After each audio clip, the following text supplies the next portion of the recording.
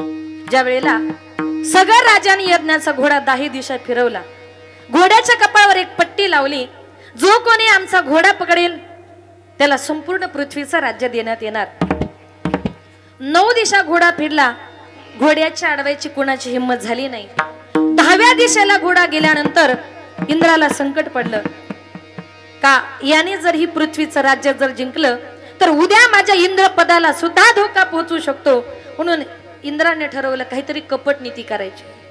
इंद्र लोकातून खाली मृत्यू लोकामध्ये आला. तो सगर राजाचा घोडा घेतला आणि तो कपिल मुनींच्या आश्रमाच्या पाठीमागे नेऊन बांधला. सगराचे 60,000 पुत्र आले. आमचा घोडा कुणी सोडला, आमचा घोडा कुणी अडवला, आमच्याशी कोण युद्ध करतय. सगराच्या 60,000 पुत्रांमध्ये इतकी ताकद होती की त्यांनी त्या घोड्याला शोधून काढण्याकरता संपूर्ण पृथ्वी खोदून काढली. आणि त्यांना असं समजलं का ईशान्य दिशेला कपिल मुनींच्या आश्रमाच्या पाठीमागे आपला घोडा बांधलेला आहे. सगराचे 60,000 पुत्र कपिल मुनीकडे गेले. सांगितलं, मुनी तुम्ही आमचा घोडा अडवला, चला युद्धाला सज्ज व्हा. कपिल मुनी म्हटले, तुमचा घोडा मला माहित नाही, तुमचा घोडा मी अडवला नाही, कारण तो घोडा कपिल मुनींच्या आश्रमाच्या पाठीमागे कुणी नेऊन बांधला होता. हा आहे ना लक्ष? मला वाटलं गेल्या का काय घरी. इंद्राने नेऊन बांधला होता, पण कपिल मुनींना कल्पना नव्हती. कपिल मुनी म्हणतात, कसला घोडा, कसला युद्ध. सगराचे 60,000 पुत्र म्हटले, मुनी देवाचं ध्यान करता, आमचा घोडा अडवता आणि वरून खोटं बोलता. सगराचे 60,000 पुत्र कपिल मुनींना शिवीगाळ, अरे रावीची भाषा करू लागले. कपिल मुनीने सांगितलं, बाबा तुमच्या घोड्याचा माझा काही संबंध नाही, तुम्ही मला शिवीगाळ करताय, अरे रावीची भाषा करताय, अरे जा, तुमच्या 60,000 पुत्रांचा भस्म होईल.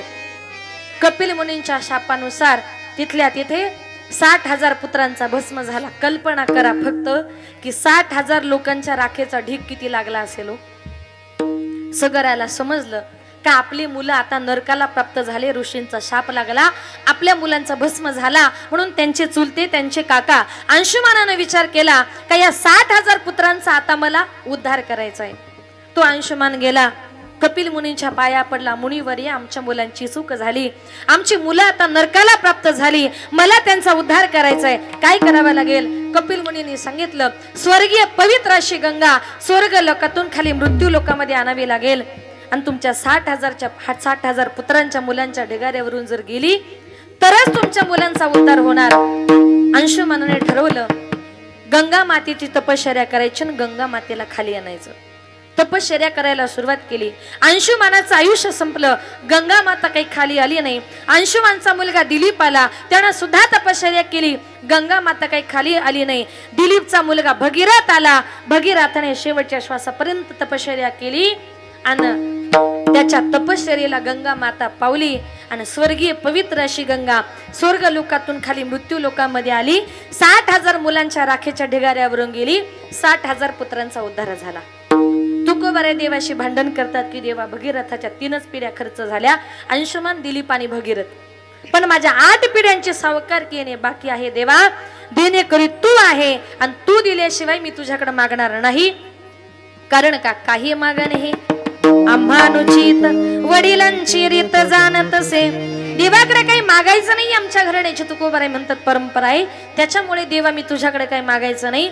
आणि म्हणून तुकोबाराय म्हणतात, देवा माझ्या पूर्वजांनी नाही का तुझं नामचिंतन केलं, नव्हे तुझ्या नावाचा उपवास देखील केला आणि तुझ्या दाराचं रक्षण सुद्धा केलं. अभंगाचे दुसरे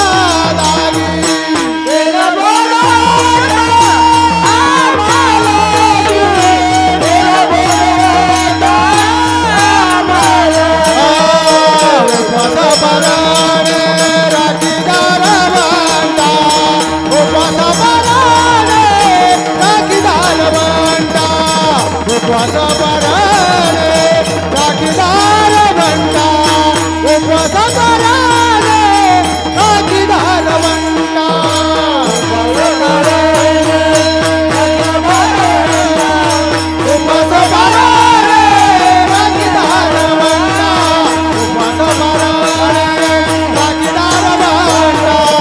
उपवास पराणे राखीदार बनता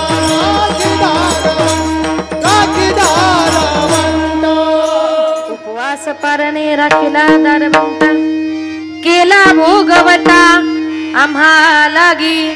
तुकोबराय म्हणतात आमच्या पूर्वजांनी उपवास केले, तुझ्या दाराचं रक्षण केलं. आता उपवास या शब्दाचा खरा अर्थ काय? उप म्हणजे परमात्मा, वास म्हणजे सानिध्य. आपले उपवास कसे माहितीये महिला मंडळ? आपले उपवास कसे? आपल्याकडे असं म्हणतात ना, एकादशी करा पुढे काय म्हणतात? भरपूर चरा. अजून एक शब्द आहे काय हो? हा, बकरीवाणी चरा. आपले उपवास म्हणजे असे, पण संत महात्मे म्हणतात खऱ्या उपवासाचा अर्थ काय? उप म्हणजे परमात्मा, वास म्हणजे सानिध्य. ज्याचा उपवास केलाय त्याचं दिवसभर नामचिंतन करायचं, त्याच्या जवळ बसायचं. एकादशी ना दिवसभर विठ्ठल विठ्ठल विठ्ठल एवढंच म्हणायचं. आणि किंवा त्याच्या दारामध्ये जाऊन बसलात ना, खिचडी खाऊन उपवास होत नाही, याला खरा उपवास म्हणतात. राखीला दार बनता. आमच्या पूर्वजांनी जे केलं तुकोबराय म्हणतात तेच मला सुद्धा करायचे. कारण पूर्वीचा काळ फार वेगळा होता. पूर्वीच्या काळची माणसं सुद्धा वेगळी होती. पूर्वीच्या काळामध्ये माणुसकी नावाची गोष्ट होती, आता ना माणुसकी.